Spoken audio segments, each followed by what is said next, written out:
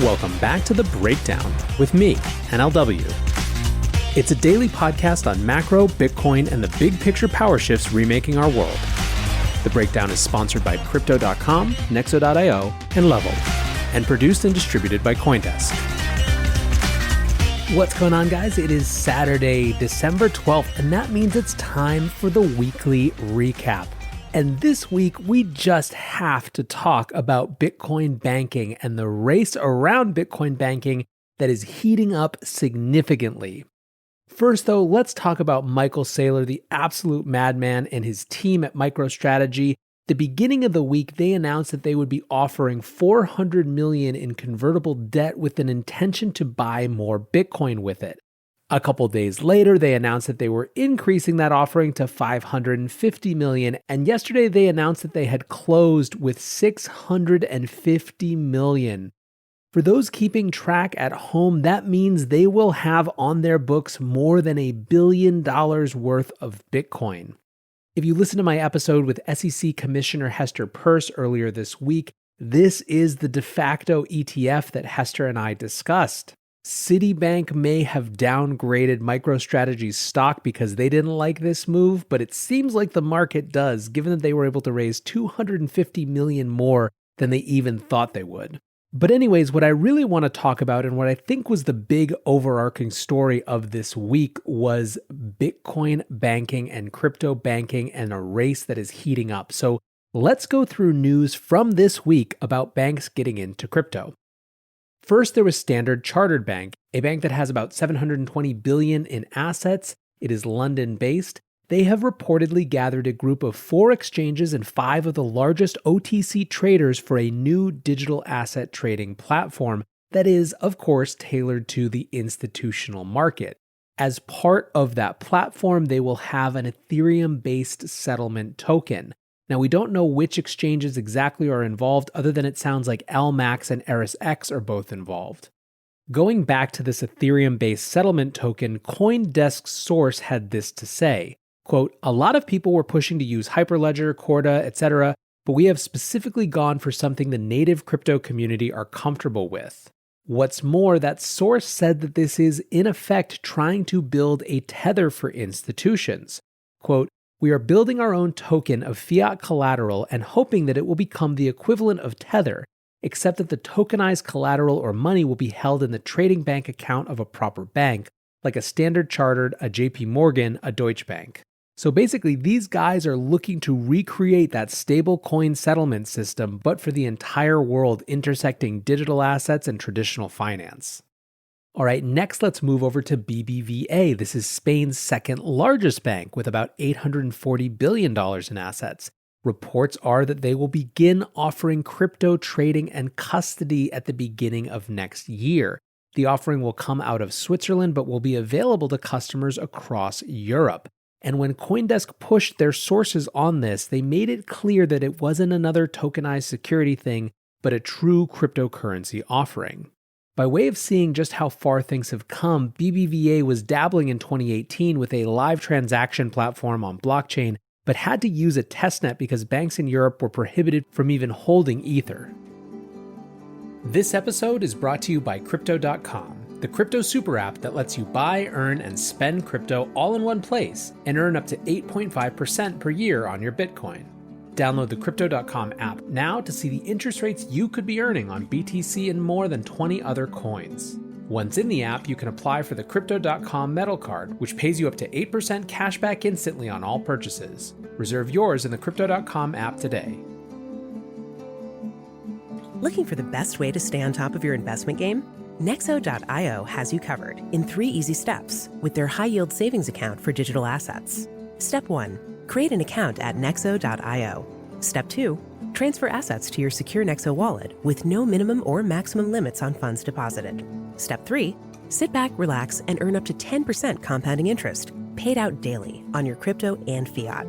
Your passive income made simple. Get started at Nexo.io.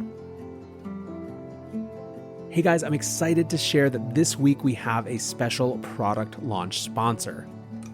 Level is a revolutionary new Bitcoin exchange with no trading fees and no hidden spreads.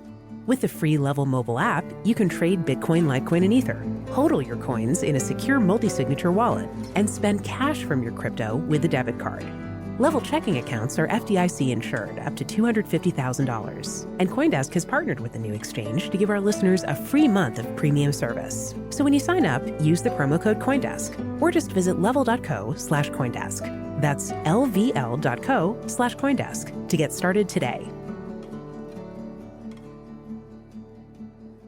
Finally, there is DBS Bank out of Singapore. This is a bank that has $330 billion in assets, and this one is actually announced as opposed to just reported.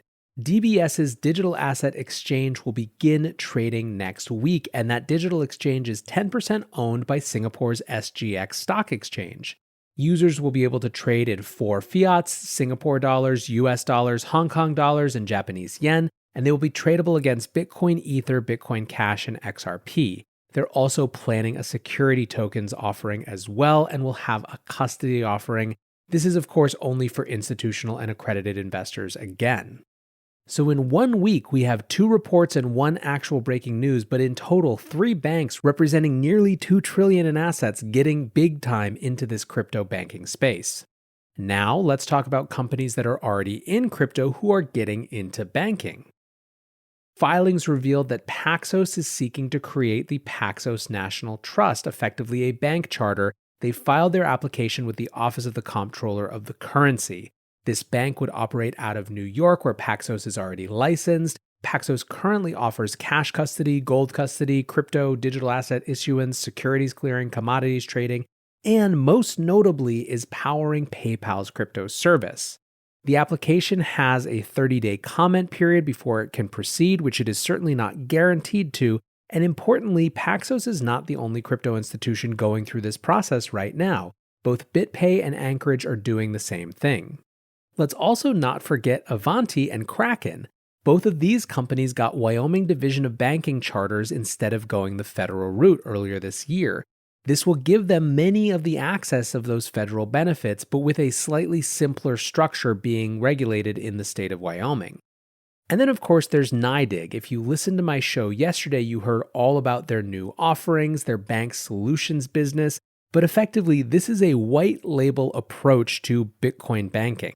So where these other companies are trying to get their own licenses, NYDIG is instead going to banks that want to offer their customers crypto services and effectively providing the engine underneath those public-facing brands. So let's talk about why this is happening right now. I think there's 2 clear parts of the story. The first has to do with upside opportunity. Clearly, there are huge institutions coming into this space that need a full slate of banking services. Reiterating news again from this week, NYDIG brought in MassMutual to the tune of $100 million of investment in Bitcoin. What's more, NYDIG also announced last month 2 funds with 3 investors that are deploying $150 million across them. These firms all need access to a slew of banking services, so there is huge opportunity as these whales come into the space. The second piece of this, though, is downside protection. There is, as these big players come into the space, serious consternation about how people are going to engage. In some ways, it feels to me like the Stable Act is a shot across the bow of something we're going to see a lot more. I discussed last week or earlier this week, who knows, time has no meaning in 2020, but Michael Saylor is discussing what things Bitcoin is going to have to give up to be a store of value in a mainstream way. Basically, there is a sense that we may be careening towards an era where there is a massive institutional uptake and a corresponding intensity of regulatory focus. A couple tweets that made this point throughout the week. Nick Carter said, becoming very clear that Wall Street is and will be an advocate rather than an adversary of Bitcoin. Now, whether these firms will support the same version of Bitcoin that Bitcoiners believe in is another question entirely. JP Koning said something similar. By 2026, cypherpunk Bitcoin has been completely replaced by Wall Street Bitcoin. The former was open and censorship resistant. The latter had a carefully audited supply chain, ESG-compliant mining, and a centralized stock of clean Bitcoins governed by Coinbase and friends. This is, I think, one of the central questions facing the Bitcoin industry. It is setting itself up to be the central question in many ways as the macro world comes to this space. I've got a great conversation for you on exactly this next week. Ben Hunt, Epsilon Theory, and Alex Gladstein from the Human Rights Foundation are going to take to the podcast a conversation that they started on Twitter about whether Bitcoin can avoid being co-opted by big Wall Street institutions, whether it can avoid becoming, as Ben Hunt put it, just another Wall Street casino game. Don't miss it. It'll be out early next week. Until then, guys, I hope you're having a great weekend. I appreciate you listening. And until tomorrow, be safe and take care of each other. Peace.